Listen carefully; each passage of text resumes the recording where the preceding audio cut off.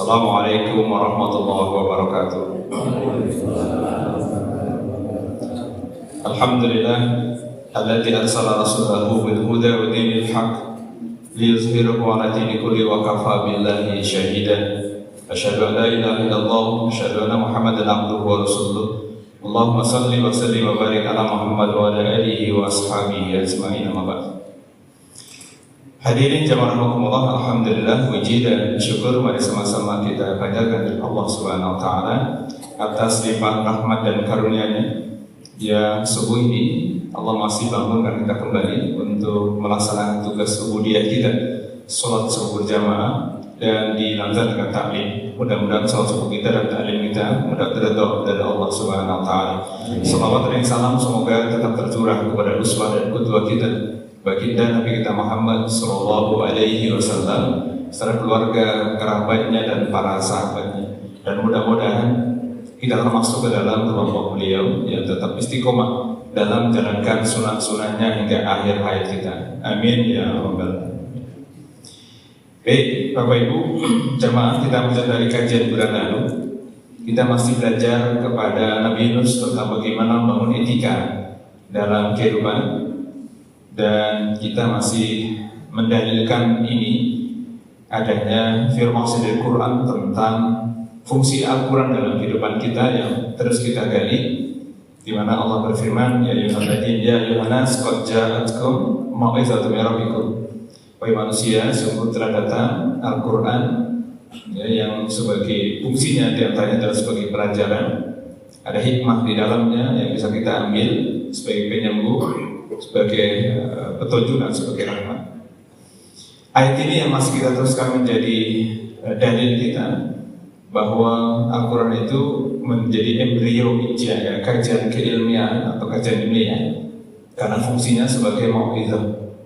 Ya, sebagai mau'izah itu artinya sebagai pelajaran, dan ini bisa ditinjau dari berbagai macam aspek keilmuan.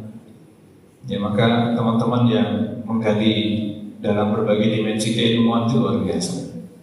Maka kami di kampus itu mahasiswa program Doktor Tafsir kami arahkan untuk menggali Quran dalam berbagai aspek keilmuan. Walaupun mereka dalam bidang tafsir S3-nya, tetapi pendalaman materinya, riset mereka tentang keilmuan yang lain. Kenapa? Karena Quran itu semakin digali itu luar biasa, ya, sangat besar dan sangat luas.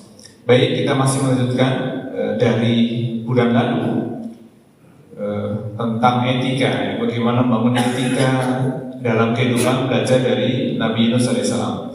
Bulan lalu kita bahas tentang kerendahan hati. Hari ini kita belajar tentang kesabaran. Ya, bagaimana membangun kesabaran, memiliki kesabaran, sebagaimana dialami oleh Nabi Yunus alaihissalam. Jadi pagi ini kita melanjutkan kajian dari bulan lalu yang masih membahas tentang bagaimana membangun etika dalam kehidupan, belajar dari Nabi Yunus alaihissalam. Ya, sebagai rujukan utama dari Al-Quran, ya, di antara surah Yunus, surat ke-10 ayat 57 terkait dengan fungsi Quran. Kemudian dijelaskan lagi di surat 12 surat Yusuf ayat yang ketiga, bahwa Allah telah menurunkan kisah-kisah itu pasti terbaik. Nahnu naqussu 'alaika ahsanal qasas. Maka Allah turunkan cerita kisah yang ada dalam Quran itu pasti benarnya, nggak mungkin bohong. Ya, cerita-cerita ini tentu saja bisa kita lihat dalam pandangan ilmu agama dan psikologi. Maka hari ini kita akan belajar kepada beliau pada 3 hal. Ya, memiliki kesabaran dalam membangun etika kehidupan, belajar dari Nabi Yunus alaihissalam. Ada 3 yang akan kita bahas hari ini. Pertama, kesabaran Yunus sebagai pendidikan etika kehidupan. Yang kedua, kesabaran sebagai dasar etika dan implementasi nilai kesabaran dalam kehidupan modern. Ini yang akan kita bahas insya Allah ya. Jadi pertama, kesabaran Nabi Yunus sebagai pendidikan etika di dalam kehidupan. Kalau kemarin kita sudah bahas di ayat-ayat sudah kita bahas bagaimana Nabi Yunus yang awalnya meninggalkan tugas dakwah dengan marah-marah, kemudian diuji oleh Allah, ditelan ikan besar dan sebagainya. Nah, Nabi Yunus dalam hal ini, jadi ada 3 poin, tapi kita hari belajar tentang kesabaran Nabi Yunus sebagai pendidikan etika kehidupan. Dan kalau kita lihat, sabar itu tidak hanya terkait dengan moral, terkait dengan perasaan saja, tapi juga berkaitan dengan etika. Orang tidak sabar dalam kehidupan, kan sabar itu ada 3 komponen para ulama mendefinisikan. Sabar dalam menjalankan perintah Allah, sabar dalam menjauhi larangannya, dan sabar dalam menjalani cobaan kehidupan. Ada orang tidak sabar dalam menjalani cobaan misalnya, sampai banyak orang mengalami stres, depresi. Yang tidak bisa sabar dalam memenuhi amanahnya, korupsi uang rakyat misalnya. Itu nggak sabar juga. Dikasih duit triliunan rupiah untuk ngasih makan orang lain, masyarakat, tapi sebelum dikasih masyarakat tentu ya dia harus sejahtera juga. Alhamdulillah, itu bagian yang tidak sabar. Bagaimana beretika? Ya, maka hari ini banyak problemnya. Kalau kita sedang belajar ini, maka 1, sabar menghadapi penolakan. Allah berkata Rasulullah SAW agar tidak terburu-buru, ya, sebagaimana Nabi Yunus, fasbir lihum, maka bersabarlah engkau terhadap Tuhanmu, dan janganlah engkau seperti orang-orang yang berada dalam perut ikan. Bayangkan Rasulullah SAW itu disuruh belajar pada beliau, ya. Jadi fasbir lihum rabbika walata. Jadi Rasul disuruh belajar. Siapa sih yang berada di perut ikan itu? Ada Nabi Yunus al-Hud. Jadi sabar, jangan terburu-buru. Nabi Yunus, bulan kita bahas, beliau terburu-buru ngambil kesimpulan, Pak. Apa kesimpulannya? Masyarakatnya nggak mau terima dakwah, nggak mau diajak ke tauhid, udah ditinggalin aja tuh. Ya, itu artinya terburu-buru ngambil sikap. Maka nilai etika dalam kehidupan itu, ya, dia tergesa-gesa mengambil keputusan. Ini sering terjadi, Pak. Di keluarga juga sama. Laki-laki lagi emosi marah sama istrinya, kalimat yang paling sering muncul apa? Bercerai tuh. Maka banyak kasus perceraian, apalagi setelah pandemi, Pak. Jadi Kementerian Agama merilis angka perceraian dari 1 juta itu 300.000-nya cerai. Dan sekarang mungkin lebih banyak lagi. Dan salah satunya adalah ketidaksabaran. Waktu baru nikah itu istrinya paling cantik, suami paling ganteng. Kata istrinya, someone is the best. Waktu baru nikah, Pak. Berlalu setahun, 2 tahun, punya anak 1, 2, 3, 5, 6, sudah mulai itu berkurang. Gitu kan? Maka sering tidak sabaran, Masya Allah, ya. Maka sering kali berantem, ribut, sampai lempar-lemparan gelas gitu ya. Apa yang terjadi? Semoga di sini tidak ada lah ya.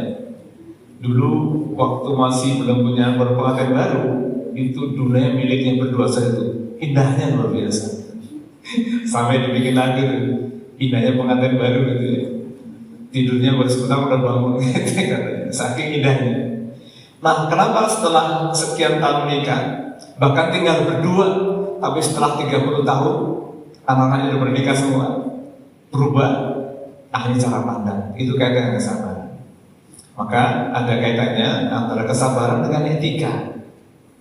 Ini yang perlu dipelajari ya. Maka nanti kalau yang mau belajar tentang materi-materi ini di kampus, kami baru saja mendapatkan izin program studi, Pak. Barangkali ada yang tertarik. Kami baru saja mendapatkan program studi tasawuf dan psikoterapi untuk program S2 yang mau kuliah. Sasarannya adalah mereka para guru agama, para aktivis dakwah, orang tua yang ingin belajar psikoterapi. Bagaimana pengobatan dalam memadukan 3 keilmuan. Ada ilmu tasawuf, psikoterapi, dan psikologi Islam. Ya, kebetulan sementara saya diamankan jadi ketua program studi, ada baru turun. Barangkali yang mau tertarik nanti kita belajar konseling dan psikoterapi, bagaimana mengobati gangguan psikologis di keluarga dan sebagainya. Baik, jadi ayat ini Rasul aja ditegur Pak, disuruh belajar kepada siapa? Kepada Nabi Yunus. Ya, maka bersabarlah engkau terhadap ketakwaan Tuhanmu dan janganlah engkau seperti orang-orang yang berada dalam perut ikan. Sama beliau kemarin sudah kita bahas di surat apa kemarin? Masih ingat? Ini saya usul kembali dia, khawatir lupa. Di surat As-Saffat, ya, dari 39 sampai 48 tuh kisahnya ya. Jadi Yunus dipanggil Rasul ketika dia naik kapal sudah penuh muatannya, tapi dia paksain diri karena dia kesel nih. Ini kalau dimarah biasanya gitu ya, kesel itu apa aja ditabrak gitu. Ya, kesel sama istri, kesel sama suami, pergi kemana-mana gitu kan, sampai lupa pulang gitu. Baik, kemudian dia diterani ikan besar ya, dalam keadaan tercela. Jadi inilah Nabi Yunus yang tadi dimaksud. Rasulullah SAW itu sampai disuruh belajar, jangan terburu-buru, gitu ya. Jangan terburu-buru. Kenapa? Di surat Al-Qalam ya, ayat 58. Jadi ada Nabi yang ditelan ikan besar. Kenapa? Karena beliau terburu-buru. Nah, maka nilai etik yang bisa kita ambil, satu, tidak tergesa-gesa mengambil keputusan. Maka Bapak Ibu ketika di rumah mungkin sedang diskusi malas dengan istri, dengan pasangannya, sebaiknya perbanyak istighfar gitu, biar tidak keluar kata-kata yang bisa menuju kepada perpisahan.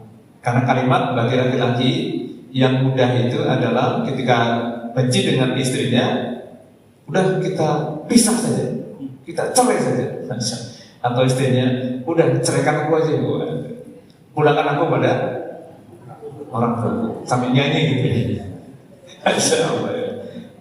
Makanya Bapak yang laki-laki ini ingat ketika akan nikah. Ketika nikah itu membaca sigot takhlik, masih ingat nggak? Laki-laki ini yang nikah, apa sigot takhliknya? Demi Allah saya sebut nama dan suami, jika saya melakukan gitu ya, dan menyakiti istri saya, itu sumpah Bapak loh. Kalau saya tidak, karena saya nggak mau baca itu.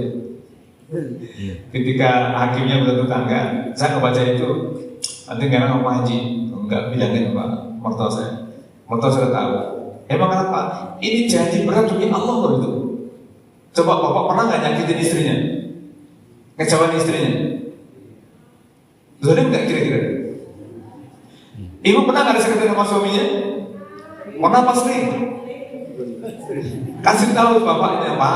Dulu bapak tuh pernah baca sigot takhlik waktu akan nikah loh. Dulu karena belum ada YouTube ya waktu mau nikah. Coba kalau ada YouTube, direkam, tuh diviralkan. Nah, maka laki-laki harusnya lebih sabaran.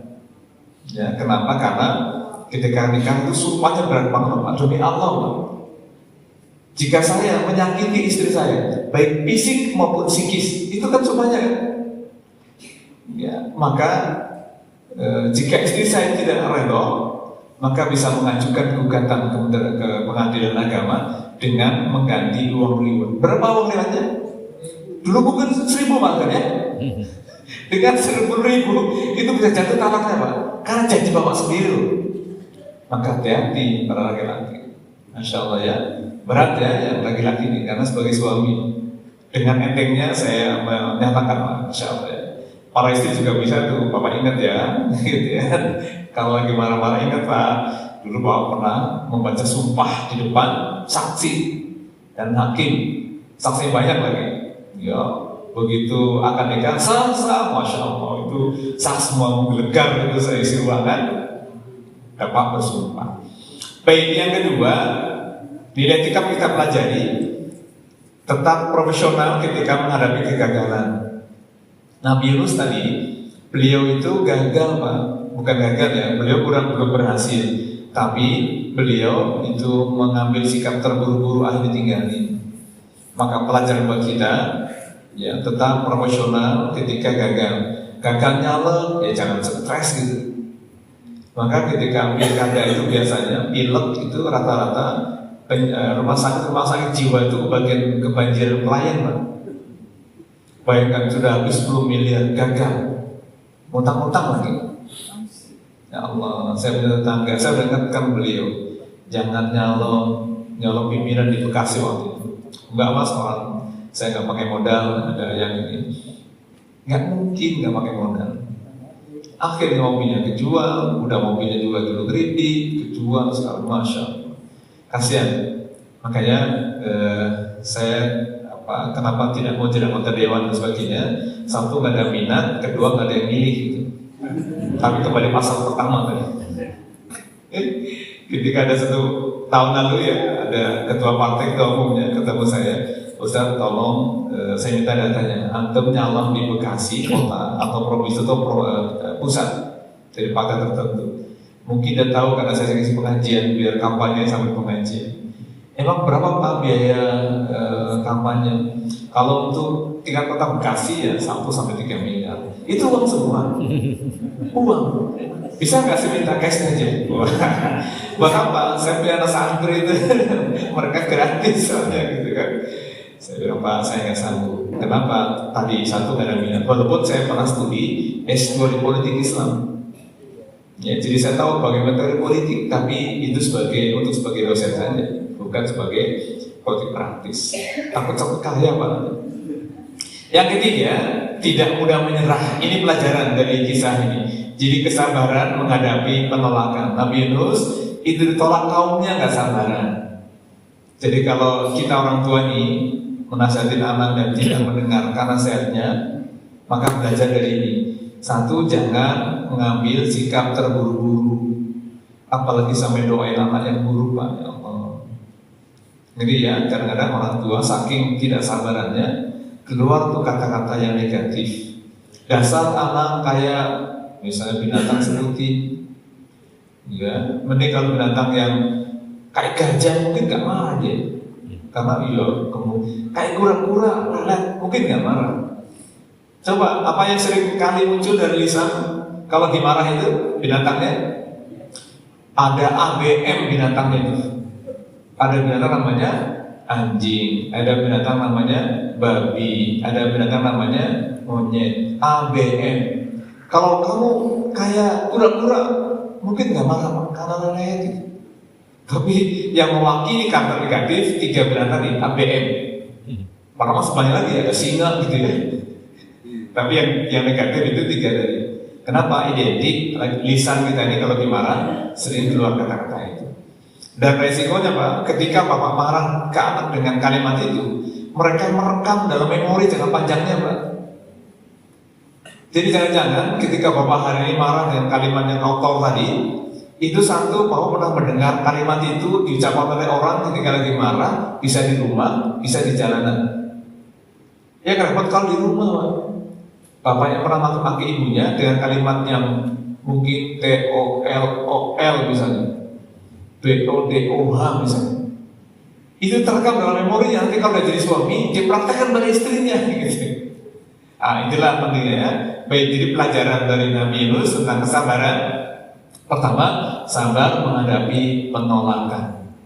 Ya, termasuk penolakan dalam hal ini nasihat ibu bapak nggak didengerin sama anaknya. Misalnya penolakan dalam yang kecil. Ketika nyuruh sholat subuh tadi, anaknya sudah bangun semua belum di rumah? Sudah. Tapi mungkin begitu bangun ngapain? Tidur lagi. Ini semua rata, saya pun sama. Maka di rumah saya 3:30 sudah matikan tuh AC-nya, kipasnya sudah mati, lampu saya nyalakan. Kenapa? Mereka nggak berani protes. Karena dulu sudah sering kami diskusi, pokoknya kalau nanti sudah menjelang subuh, AC sudah mati, kipas sudah mati, nggak boleh dinyalain lagi, lampu harus nyala. Kalau dinyalain kena hukuman. Kedua, kalau nanti sholat subuh tidak bangun, pilih satu diguyur sama api, pakai gayung, air segayung, atau mengguyurkan dirinya. Jadi kesepakatan itu yang kami lakukan. Kenapa tidak boleh? Kodorotnya rumah saya depan masjid, jadi kalau kesana ilok banget itu. Kagak sholat subuh jamaah di masjid. Itulah indahnya kalau rumahnya dekat masjid. tapi iri sama yang jauh dari masjid kan. Iyalah, kalau tinggal loncat saya 2 langkah, pahalanya kan kurang. Bapak yang jauh dari masjid, ya Allah, dihitung langkahnya itu, semakin jauh semakin banyak pahalanya. Maklum ya, kita ini kan masih gitu-gitu pahala dulu gitu kan. Masya Allah. Maka mudah-mudahan tadi di rumah anaknya sudah bangun, istri sudah bangun, jangan sampai di rumah kita rajin ke masjid, anaknya rajin tidur, ya tidak mau sholat, ya Allah. Ini fitnah buat kita. Baik, ini pertama. Jadi pada poin ini kan ada 3 tadi yang minus ya. Kita baru belajar poin yang 1 dan poin ini mengandung beberapa komponen yang kita pelajari. Pertama, sabar dalam menghadapi penolakan.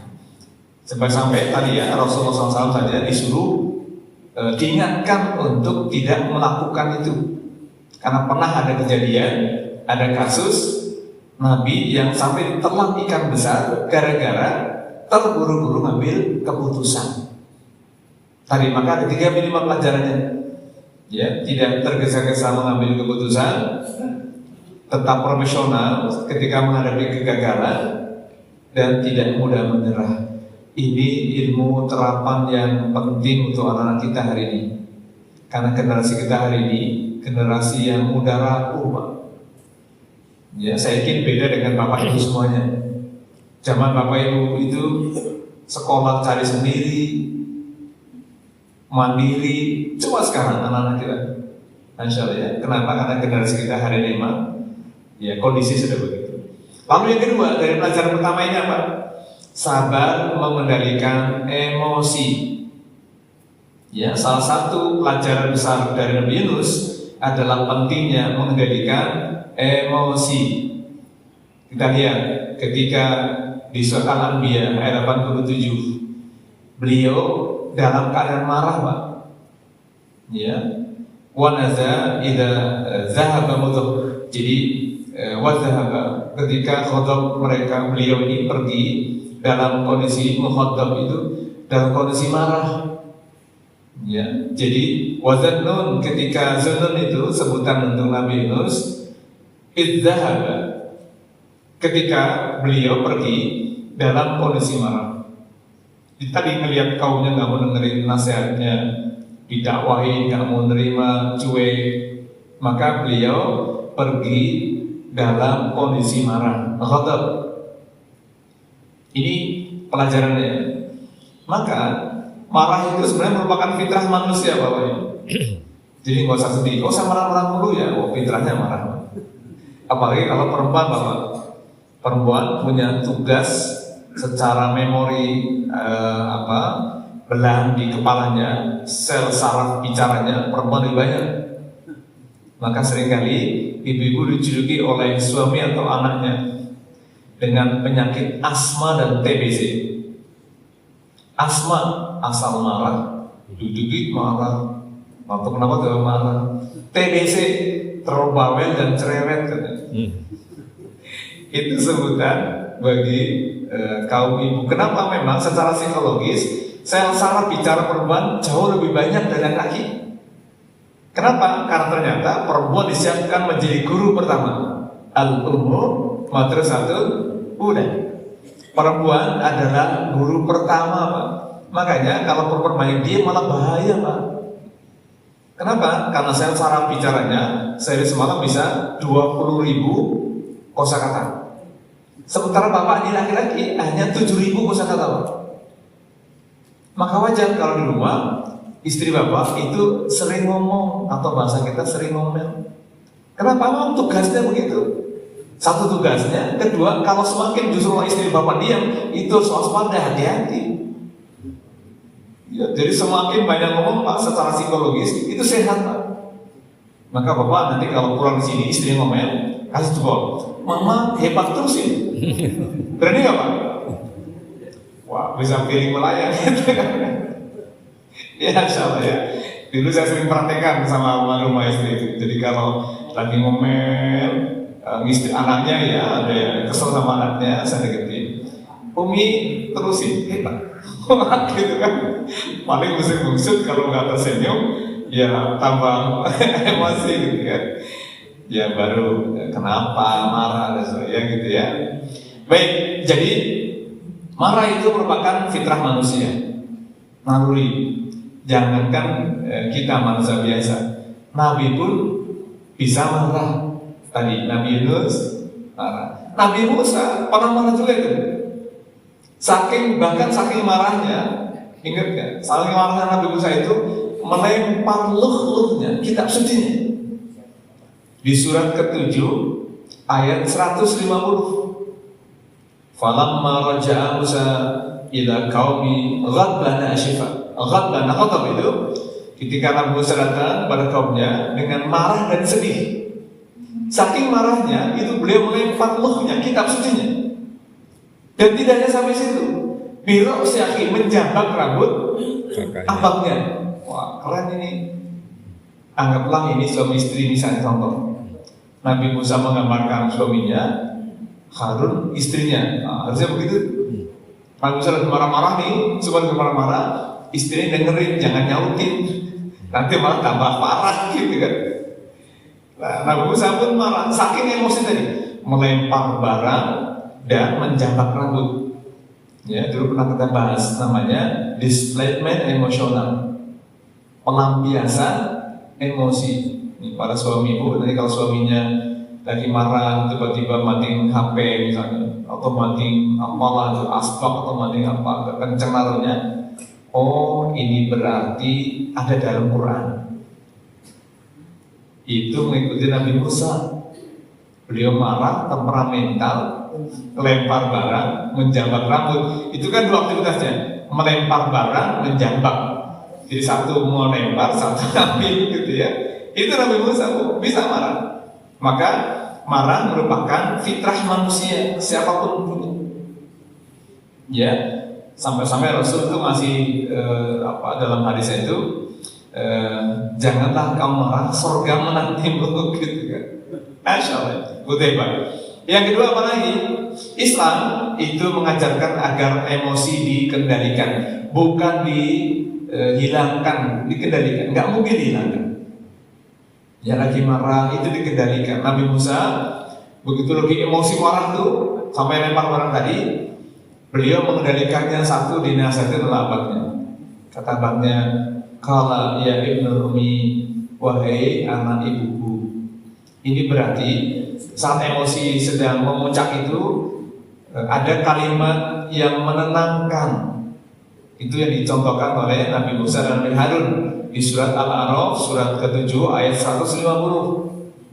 Ya, ketika lagi marah nih, ya ini benar-benar bisa contoh oleh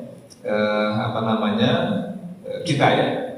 Bahkan dalam hadis sahih ini di Al-Bukhari hadis nomor 6114, ya di Muslim nomor 2603.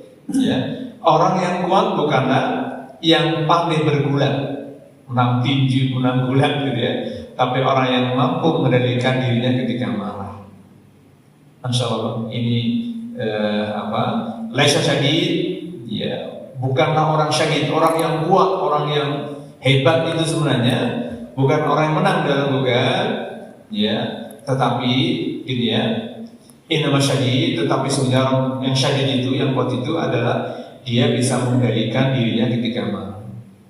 Maka mudah-mudahan kita belajar dari Nabi Yunus ketika beliau dalam kondisi marah, dan marah itu alami lah, fitrah manusia, tapi agama kita mengajarkan untuk mengendalikan, nggak mungkin dihilangkan. Ya, lagi marah-marah misalnya, mukanya sudah merah padam saking emosinya. Nah, ini perlunya ingat hadis ini bahwa orang yang kuat itu bukan orang yang menang bulat, Pak. Ya, tapi orang yang mampu mengendalikan emosinya ketika marah. Masya Allah ya, mudah-mudahan Bapak Ibu semua bisa. Lalu nilai etika apa yang bisa kita ambil dari kisah Nabi Yunus ini tentang mengendalikan emosi? Satu, mengendalikan kemarahan. Saat marah datang, perlu mengendalikan. Belajar dari Nabi Musa, ketika lagi emosi, apa yang boleh baca? Doanya itu satu, istighfar, minta ampun. Dua, minta rahmat Allah. Maka doanya surat Al-Alaq tadi ayat 151-nya. Qala rabbi firli wali akhi wadkhilna bi rahmatika. Jadi dua beliau, satu minta istighfar, minta ampun, kedua minta rahmat Allah. Karena kita nggak mungkin bisa mengendalikan emosi tanpa dorongan atau hidayah dari Allah. Ada contoh lain misalnya di surat 42, namanya surat Asy-Syura ayat 43. Wala man sabara wa ghafara inna zalika lazmin umur. Barang siapa memberi sabar dan memaafkan, itu adalah perbuatan sangat mulia. Ya, Anda bisa lihat di surat 42 ayat 43. Asbabun nuzul ayat ini Bapak Ibu, itu terkait dengan peristiwa Rasul bersama sahabatnya Abu Bakar As-Siddiq. Anggaplah dari dulu di depan masjid, tiba-tiba orang datang maki-maki beliau itu. Abu Bakar dimaki-maki, difitnah, macam-macam fitnah. Nah, mendengar fitnah itu, sahabat Abu Bakar hanya dia mendengarin itu. Orang maki-maki, marah-marah ke beliau. Nah, melihat sahabatnya dimaki-maki dia, Rasul tersenyum. Ya, tersenyum. Tapi kemudian beberapa saat kemudian, sahabat Abu Bakar bangkit dari duduknya, mengklarifikasi. Itu sudah nggak benar itu. Saya bukan pemilik SPPG kok, kira-kira misalnya. Saya bukan punya MBG kok.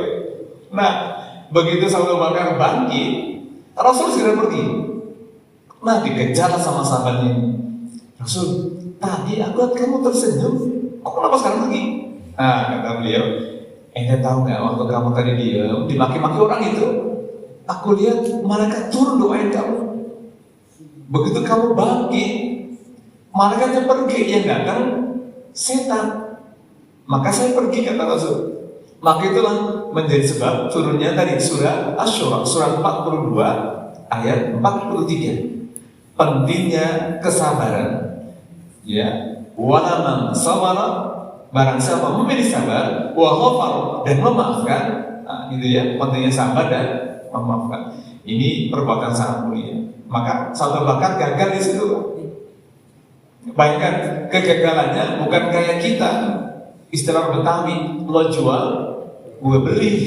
Enggak, hanya mengklarifikasi saja itu dianggap gagal.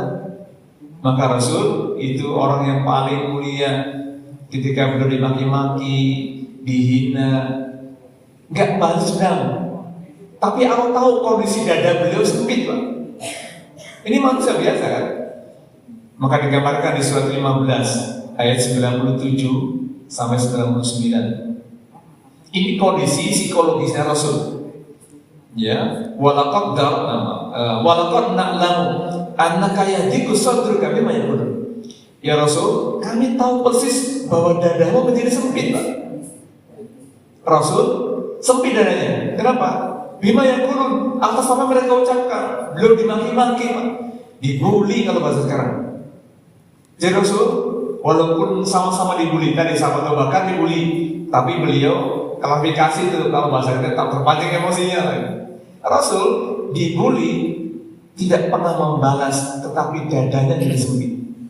Nah, ini makanya kenapa Rasul saja juga diingatkan untuk tidak sedih berlebihan. Di surat Al-Kahfi surat ke-18 ayat yang ke-6, ya, fala qabla asri illam yu'minu bihadzal hadits asal. Bisa jadi ya Rasul, kamu akan mencelakakan diri kamu sendiri dengan bersedih, Pak. Maka menjaga emosi ini penting karena terkait dengan satu, dia sifatnya natural atau alami, fitrah manusia, semua marah. Islam mengajarkan untuk mengendalikan, bukan menghilangkan atau nggak hilangkan. Ya, tadi ya, Rasul juga mengalami. Nah, maka nilai etik pertama, pentingnya menjaga emosi. Yang kedua, berpikir sebelum bertindak. Itu utama tadi ya, laki-laki kita semuanya ya. Semoga Allah berikan kemampuan untuk mengendalikan emosi atau amarah datang, kemudian berpikir sebelum bertindak. Dan yang ketiga, tidak mengambil keputusan ketika emosi, Pak. Ya, saking emosinya, ya bapak marah sama istri, sudah, gue cerai aja lu, wah, gue bisa cari lagi kok, misalnya. Ini kan dalam kondisi emosi, Masya Allah ya. Ingat ya Bapak, hak talak itu mutlak ada di laki-laki, ya, kecuali kalau untuk ya istri yang gugat, tapi tetap laki-laki yang punya hak. Tapi kalau istri yang gugat cerai di pengadilan, nanti bisa hakim memutuskan kalau suaminya memang nggak benar dan sebagainya. Ya, tapi hak talak itu ada di laki-laki. Maka hati-hati betul ketika sedang marah sama istri pun, tahan betul kalimat itu. Dan iblis paling senang, ayo ngomong, cerai, gitu kan. Kenapa? Itulah kalimat yang bisa menghilangkan hubungan apa. Walaupun masih berbeda pendapat, apakah ketika lagi marah suami ngomong saya ceraikan itu sudah jatuh talaknya? Kalau secara bahasa sudah jatuh talak itu. Walaupun ada yang tidak sepakat, oh enggak, dia kondisi marah maka bisa diampuni. Tidak, tetapi tetap karena ucapan laki-laki itu menjadi hukum. Ya, aku caranya ke kamu gitu ya, maka sudah ada talaknya. Alhamdulillah, maka hati betul ya, dan tidak mengambil keputusan ketika sedang emosi. Bahaya Pak, karena biasanya ketika emosi Pak Enda tadi Nabi Yunus memutusin keputusan pergi dalam kondisi marah. Makanya nggak benar keputusannya. Coba kalau beliau tidak marah-marah gitu, melihat kaumnya, beliau sabar. Tapi itu pelajarannya ya, nanti akan dikembalikan. Dan itu menjadi contoh buat kita. Pelajaran ketiga, sabar dalam introspeksi diri, Pak. Ya, di dalam perut ikan, Nabi Yunus tidak menyalahkan keadaan, beliau justru mengakui kesalahannya. Tidak sibuk nyalain kaumnya. Ini gara-gara kaumku nih aku jadi begini. Coba kalau mereka dengerin dakwahku kan begini. Nah, kira-kira begitu ya. Tapi tidak ya, beliau tidak. Maka tadi saat itu beliau malah banyak berdoa. Maka ada bahasa La ilaha illa anta subhanaka inni kuntu minaz zalimin. Ya, doa ini dikenal sebagai salah satu doa terbaik untuk menghadapi kesulitan hidup, Pak. Ya, maka saya yakin kita semua yang pernah mengalami kesulitan, maka ini di antara doa terbaik yang dianjurkan. Bahkan dalam hadis, ya, doa Zunnun ketika berada dalam ikan itu, tidaklah seorang muslim berdoa dengannya dalam suatu urusan, melainkan Allah akan mengabulkannya. Ya, maka dari hadis ini ya, di Imam At-Tirmizi di hadis nomor 3505. Ini penting. Jadi ketika transformasi juga butuh kesabaran. Sabar mau mengakui salah itu juga sabar, perlu kesabaran.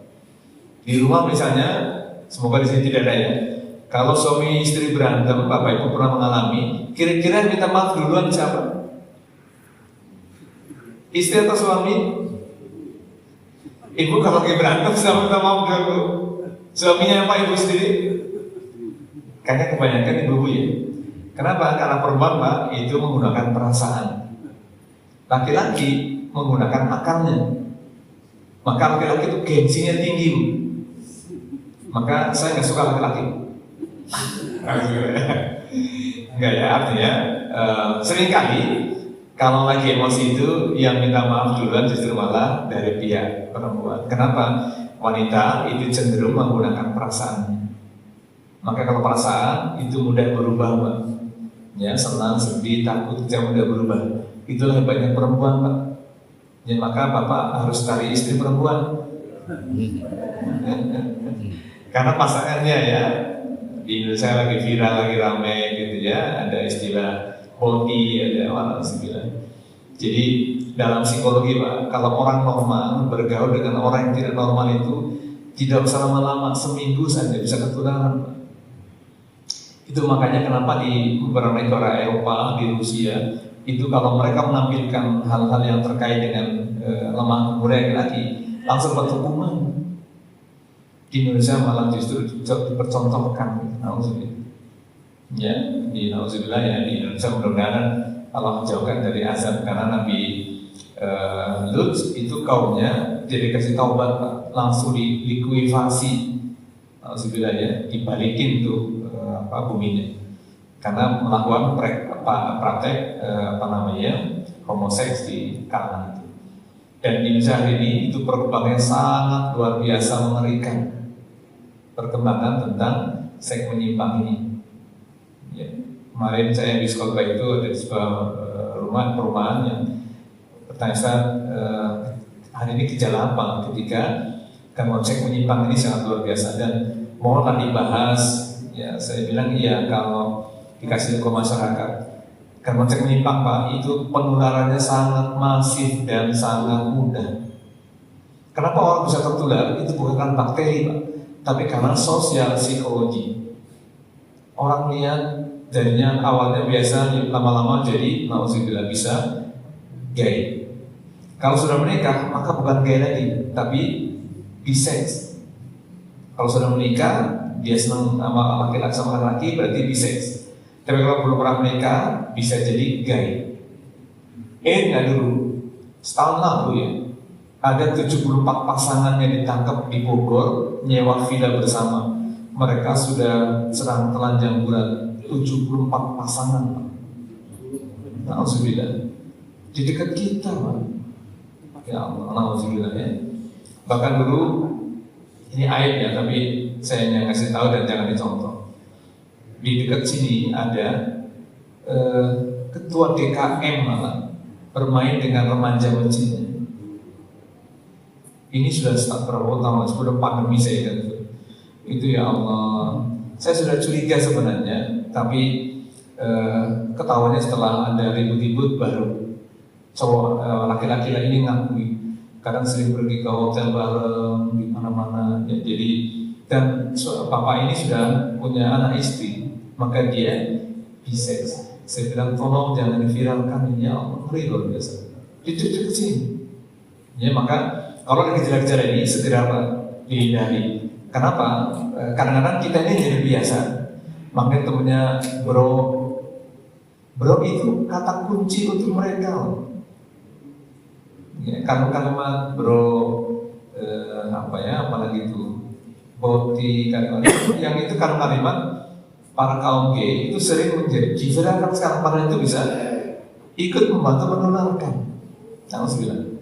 Ya, jadi ini tentu praktek yang tidak baik ya, maka mudah-mudahan Allah jauhkan kita ya. Baik, jadi doa Zunnun atau Nabi Yunus itu satu doa yang jika dibaca, ini doanya unik Pak. Doanya tidak minta tapi ngakui diri.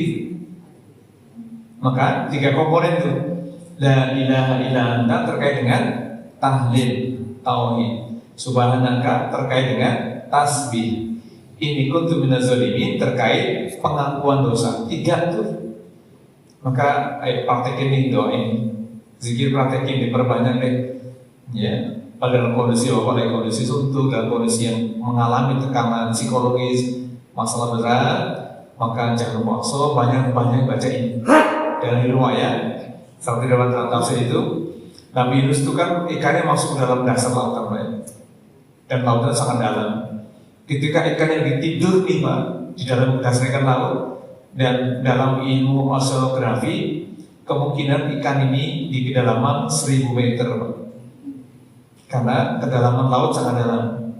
Zulmat itu adalah dari zaman yang ke-8. Maka di dalam ikan dasar lagi tidur nih kan, mendengar zikir yang dibaca ini bergoncang isi dasar lautan termasuk ikan ini akhirnya naik bergetar. Ulama menambah zikir ini yang dibaca Nabi Yunus perlahan-lahan dari dasar ikan ikulnya itu kemudian menggemparkan seluruh dasar lautan sehingga ikannya naik gitu ya dan dimuntahkan di pantai lagi. Mari kita bahas ya, tadi Ustaz Sofat ceritakan. Maka ini peringatan ya, pengingat ya, nanti kalau sedang punya masalah yang cukup berat, cukup pelik, maka ingat zikir ini. Baca berapa kali sebanyak manusia itu, baca banyaknya saja. Ya, dan juga boleh dipraktekkan zikir ini di pagi dan sore hari. Ya, ditambahkan zikir ini untuk menguat kita. Kenapa? Karena luar biasa. Ya, bahkan Rasul sampai jika dibaca maka Allah akan mengabulkan keinginan kita. Ya, pasti Bapak punya banyak keinginan kan? Ingin istrinya sabar, nurut bisa gitu, termasuk ya. Oke, yang keempat, sabar menunggu pertolongan Allah. Baik, Allah tidak langsung mengeluarkan Nabi Yunus dari ujian, Pak. Beliau harus melewati proses. Tadi ya, karena meninggalkan tugas dakwahnya, dihukum. Allah tidak buru-buru tuh. Ya, kenapa sih Allah harus itu harus ditelan ikan besar dulu? Kenapa sih nggak langsung? Inilah proses yang dilewati. Kenapa sih saya harus menghadapi cobaan seberat ini? Itulah hikmahnya. Maka digambarkan dari surat As-Saffat itu di 2 ayat 143 dan 44. Sekiranya dia tidak termasuk orang yang banyak bertasbih, gitu ya, niscaya dia akan tetap tinggal di perut ikan itu sampai hari kiamat. Bayangkan ya. Jadi ayat ini mengajarkan bahwa zikir dan kesabaran membuka jalan datangnya pertolongan Allah. Maka tadi ya, mudah-mudahan zikir ini bisa dibaca tadi ya. Jadi sampai kalau bukan karena orang yang termasuk banyak bertasbih tadi, ya ada tahlil, ada tasbih, ada istighfar yang boleh baca. Itu pelajaran buat kita bahwa Allah tidak langsung mengeluarkan Nabi Yunus ketika di perut ikan itu, tapi tinggal beberapa hari. Ada riwayat bilang 3 hari, ada yang 7 hari, bahkan ada yang bilang 40 hari dibutuhkan itu. Kenapa? Biar ngerasain kayak apa isi perut ikan, sumpeknya kayak apa. Kita berapa tahun kemarin di lockdown? Di lockdown ketika pandemi sama ya. Nabi Yunus di lockdown di perut ikan. Nah kita di lockdown di rumah sendiri kemarin ya ketika pandemi. Itu cara Allah ngasih kita juga banyak pelajaran. Baik, lalu yang kelima apa pelajarannya? Sabar memulai kembali. Jadi tadi setelah perut ikan dimuntahin tuh ya. Setelah keluar dari perut ikan, Yunus tidak berhenti berdakwah. Akhirnya beliau kembali berdakwah. Maka kami utus dia kepada 100.000 orang atau lebih dari kaum Bani Israel. Lalu mereka beriman, maka kami berikan kepada mereka kenikmatan hidup sampai waktu yang ditentukan. Artinya Nabi Yunus itu tadi setelah melewati fase hukuman, kalau kita ya itu keluar, maka saat itu kaumnya jadi dengerin, patuh kepada nasihat Nabi Yunus. Kemudian mereka Allah berikan keberkahan. Nah, apa nilai yang bisa kita ambil dari sini? Satu, bangkit setelah gagal. Seringkali kita mengalami kegagalan dalam kehidupan, maka perlunya belajar dari kisah ini tentang bangkit dari kegagalan. Yang kedua, tidak larut dalam penyesalan. Ya, kalau sudah menyesal ya Allah sedih terus. Ya. Yang ketiga, optimis terhadap masa depan. Ini nilai etika yang bisa kita ambil dari kisahnya Nabi Yunus yang kelima, yaitu sabar memulai kembali ya dari hal yang baru. Lalu apa sih bagaimana kesabaran sebagai dasar etika kehidupan dari kisah ini? Dalam perspektif Islam, kesabaran melahirkan berbagai perilaku etis. Di antaranya, kalau sabar itu mengeluarkan emosi, jadi bijaksana dalam bertindak. Bisa nahan marah, menghindari konflik. Sabar dalam belajar, maka meningkatkan kualitas ilmunya. Saat bekerja, profesional dia, ya, sabar dalam berdakwah, mengajak orang untuk kebaikan, konsisten dalam kebaikan.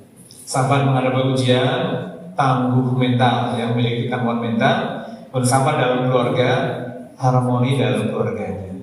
Ya, kesabaran bukan berarti pasif Bapak Ibu, melainkan kemampuan mengelola, merespon terhadap ujian dengan cara yang diridhoi oleh Allah Subhanahu wa taala. Maka dalam kesabaran itu dampaknya apa yang bisa kita ambil?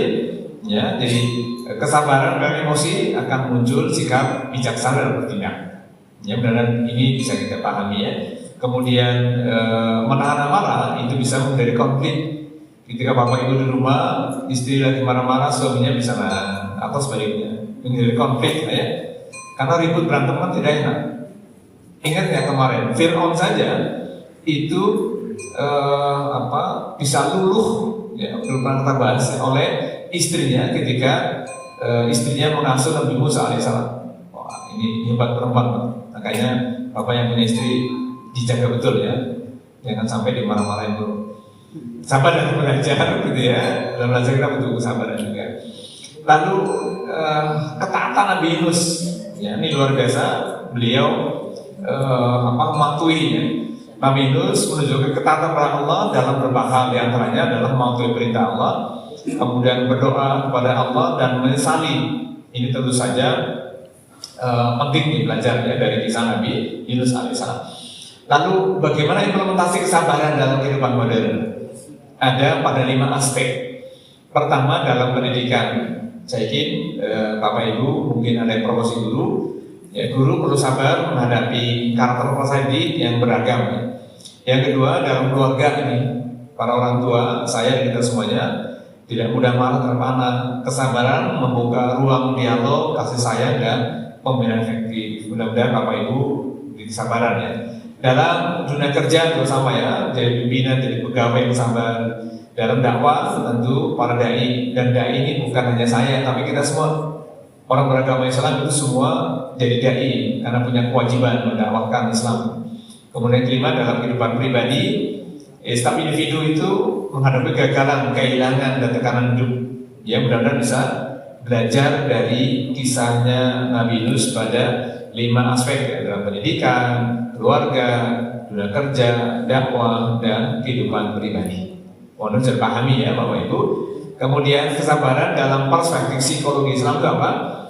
Dalam psikologi Islam, kesabaran dipandang sebagai mekanisme regulasi ya, atau self regulation yang melibatkan pengendalian emosi, ketahanan mental, dan orientasi pada spiritual. Maka ini yang bisa kita ambil ya. Kemudian proses yang dialami Yunus dari kegelisahan, pengakuan kesalahan, doa hingga pemulihan tadi mencerminkan tahapan penyembuhan psikospiritual yang selaras dengan konsep taubat, tawakal, dan tazkiyatun nafas.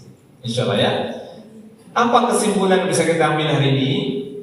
Kisah Nabi Yunus memberikan pelajaran yang sangat mendalam mengenai pentingnya kesabaran sebagai fondasi etika kehidupan. Ya, kesabaran tidak sekedar mampu menahan penderitaan saja, tapi juga mencakup pengendalian emosi, keberanian maupun kesalahan, tekun dalam berikhtiar, serta keyakinan penuh terhadap pertolongan Allah Subhanahu wa taala. Ya, dan ujian yang dialami Yunus ya, menunjukkan bahwa kegagalan bukan akhir dari perjalanan hidup. Ini ya yang bisa kita ambil pelajarannya ya, dengan mantra Nabi Yunus ya, seorang muslim itu diharapkan mampu membangun karakter yang tangguh, rendah hati, dan berakhlak mulia dalam menghadapi berbagai tantangan dalam kehidupan. Baik, demikian ya Bapak Ibu yang bisa kita pelajari pada hari ini dari 3 poin tentang kisah Nabi Yunus. Ini masih panjang sebenarnya, tapi kita tidak mungkin karena ini biasanya 1-2 SKS berarti 6 bulan. Ya, jadi dari kesabaran itu ada 3 poin. Ya, hari ini kita bicara kesabaran sebagai pendekatan kehidupan. Ya, dan nanti insya Allah di bulan depan kalau Allah kasih kita bisa bertemu kembali bagaimana kesabaran sebagai dasar etika kehidupan. Baik, demikian yang bisa saya sampaikan pada hari ini. Ada yang mau ditanyakan sebelum Bang? Silakan Pak. Assalamualaikum warahmatullahi wabarakatuh. Ada yang Assalamualaikum. Dijelaskan bahwa dalam mengendalikan emosi, ya, kemudian kesabaran diperlukan etika. Ya. Nah, yang saya tanyakan dalam berumah tangga,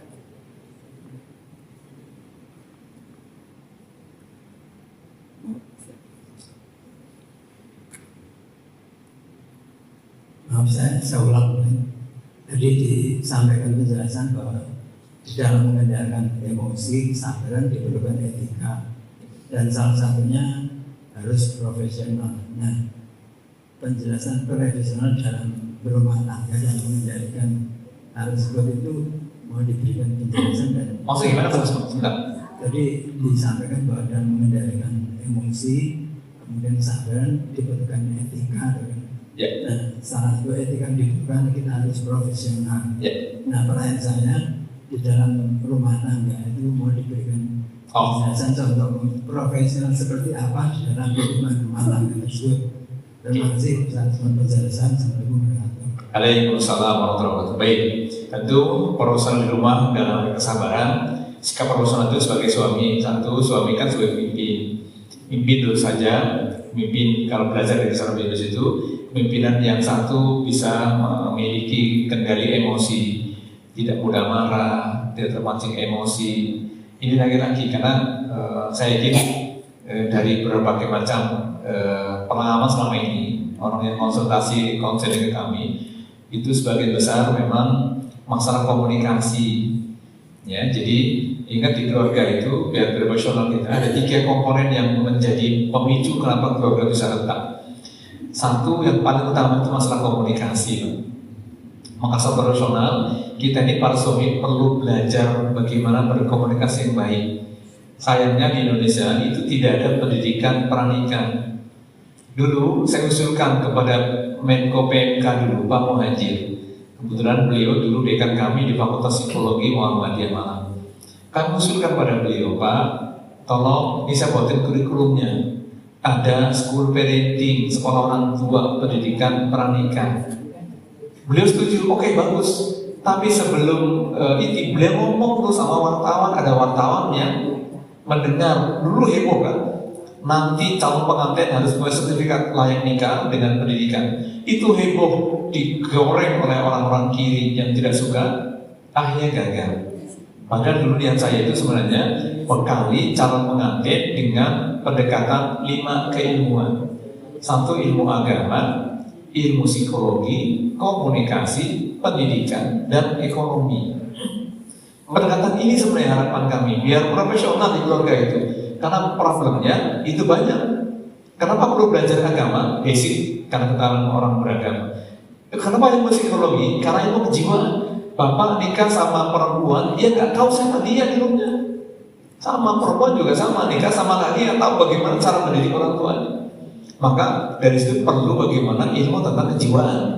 Menghadapi, oh istri saya temperamennya, oh saya sama dan sebagainya, itu bicara profesional. Nah, kenapa ilmu komunikasi penting?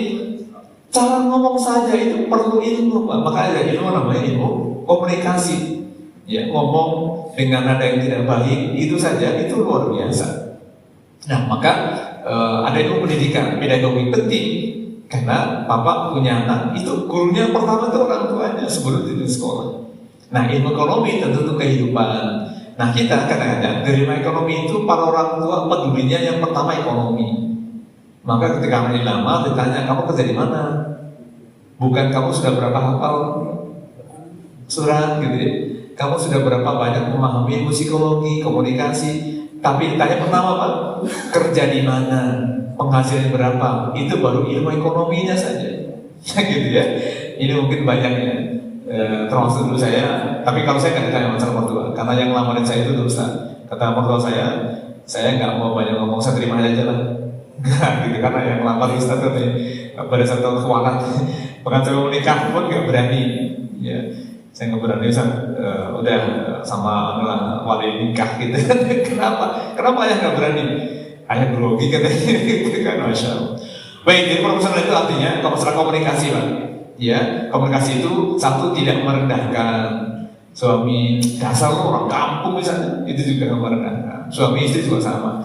Ada setara di keluarga itu, suami pimpinan juga tahu diri, istri juga tahu diri dan paham diri. Komunikasi yang baik disampaikan dengan cara yang baik, di tempat yang baik, dalam kondisi yang baik, itu menghasilkan yang baik.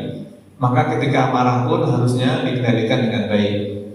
Ya, alhamdulillah, saya sudah betul-betul menikah. Yang pernah saya ceritain anak saya tanya yang paling besar, pernah nggak melihat kalian Abi marah sama Umi? Enggak. Selama 2 tahun menikah itu, jadi sebelum wafat beliau, ketika beberapa hari kemudian saya tanya, pernah nggak ada marah? Enggak, karena saya nggak menjaga betul. Ya, cukup saya ngomong dengan diri sendiri ketika marah. Kesel sama istri gitu, tidak. Kenapa? Saya paham betul kalau saya ungkapkan ini, dia sakit hati, apalagi orang mendengar, ya Allah, beban mental dan moral saya sangat besar.